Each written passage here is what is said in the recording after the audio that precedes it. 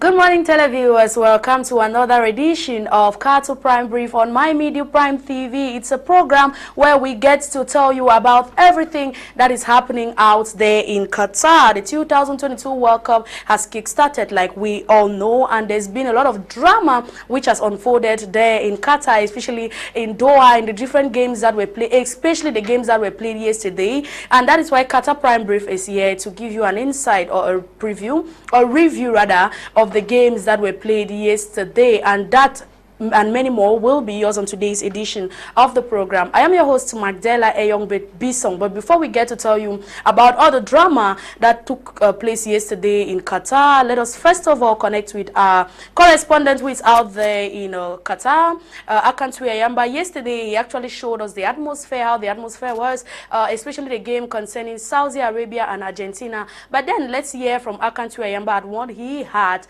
to tell My Media Prime televiewers. Okay, welcome to the FIFA fan zone. We are just at half time here between Argentina and Saudi Arabia. And you can see the fans, everybody's on the side of the fans are here. Those who are basically in Qatar decided to support Argentina. I know that's how Saudi Arabia. Fans of Mexico.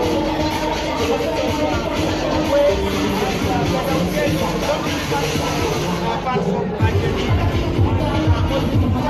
Lionel Messi, and remember Lionel Messi, the best player for 4 different World Cups after scoring the penalty against Saudi Arabia in this match.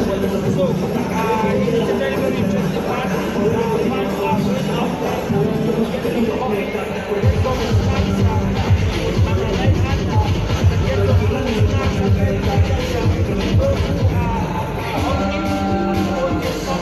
Today, Argentina won, Saudi Arabia 0. It's not fair. Because 3 offside for Lionel Messi. Okay, and do you think Argentina is going to carry the day? 3-0. Okay, here are the FIFA fan back. You can hear fans of Argentina.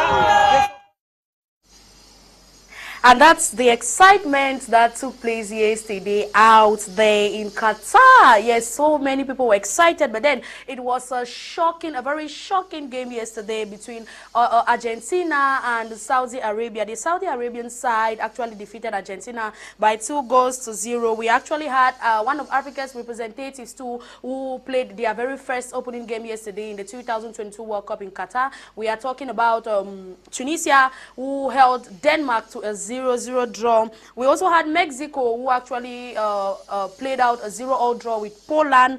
Unfortunately, Robert Lewandowski had the opportunity to put Poland ahead at the 57th minute of play, but then he missed a penalty. We also had the game France versus Australia. Australia actually opened the scores out there. France were the first to have conceded a goal in that game, an early goal at that, but then France came back from one goal down to beat Australia 4-1 with 2 goals coming from Kylian Mbappe. And then we also had, let's go back to this game, Australia versus Saudi Arabia, because it's really a very shocking game. It's a very shocking game. Everybody is really surprised at this game because it's Argentina was tipped favorite.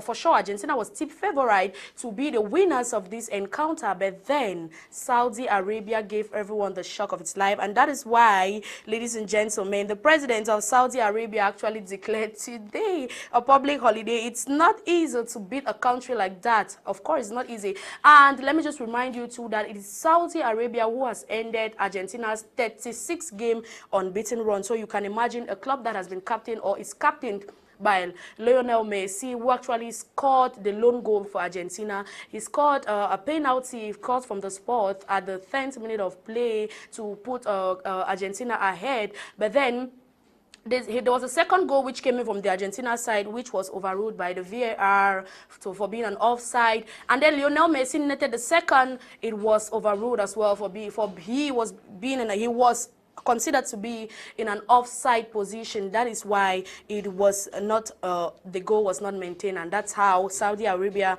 carried the day. Ladies and gentlemen, just a little statistics about the game Argentina and Saudi Arabia. Tuesday, November 2022, the world continued with Argentina being stunned by Saudi Arabia 2-1, snapping a 36-match unbeaten streak, like I said, the second longest such streak in an international men's soccer history.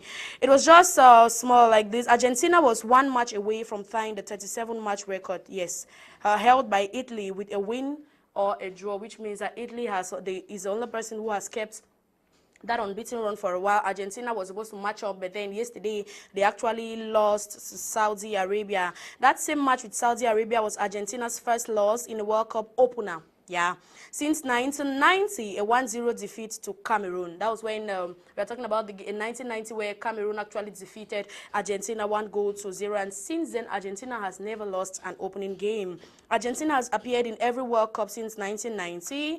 Ironically, Argentina ended up making the final in 1990 but lost to Germany. Now let's get a little plane crash. In 2015, he then led Ivory Coast to the AFCON title, putting an end to the Elephants' decade of title drought. Yeah. Then now, the Frenchman became the first ever coach to win the AFCON titles with two different countries. Now, yeah, we are in 2022, and he has produced one of the biggest upsets in the world history, coming from behind with minus Saudi Arabia to beat Lionel Messi's Argentina. We all surely did not see that coming.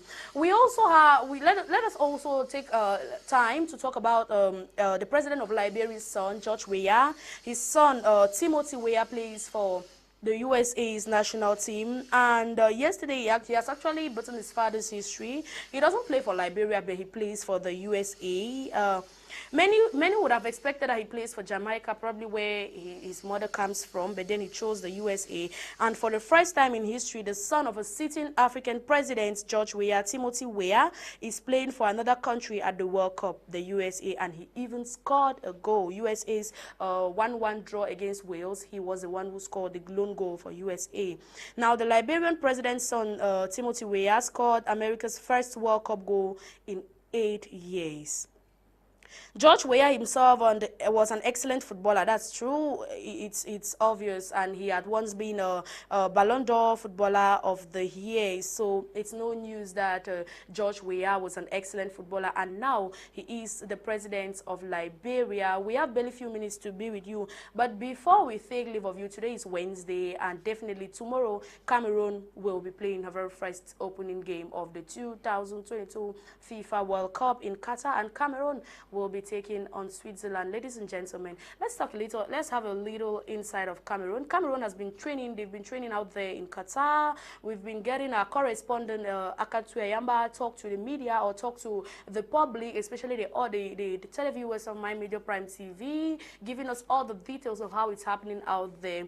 The other day, there was a press conference where the assistant coach, Simo Augustine, was the one who actually served for the press conference. He actually replaced Coach Rigobert Song Bahanak, and the player who actually spoke to the media is the Minister of Defense, Jean-Charles Castelletto, who told the media that Cameroon is very much ready to take on its opponents, that the team spirit the team has now, the team spirit the team has been using during their training sessions is what they are definitely going to be using in the game coming tomorrow. But then he assured us that Cameroon has what it takes as of now to win Switzerland, but they are going to tackle every game as a final.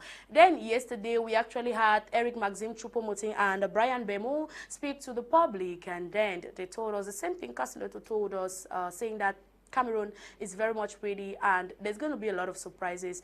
I'm sorry we cannot bring it to you now because of time constraint, but we are going to bring it to you in the evening during Qatar Prime, where MINSEP, that's the Ministry of Defense, has visited the Lions Den today. During their training session, the Ministry of Defense was there in the presence of Professor Narcis Moakombi, and his entourage were there to encourage the Lions, alongside the president of the Cameroon Football Federation, Samuel Eto'o, who were there at the training session today to encourage the Lions ahead of their games tomorrow. So this and many more we are going to bring to you tomorrow. But before we take leave of you, let us just give you the games that are set to take place today. Today we are going to have Group E and Group F games. There is Germany to take on Japan. There is Spain to go against Costa Rica. Germany-Japan is at 2 p.m. Spain versus Costa Rica is at 5 p.m. We also have the Group F games. Morocco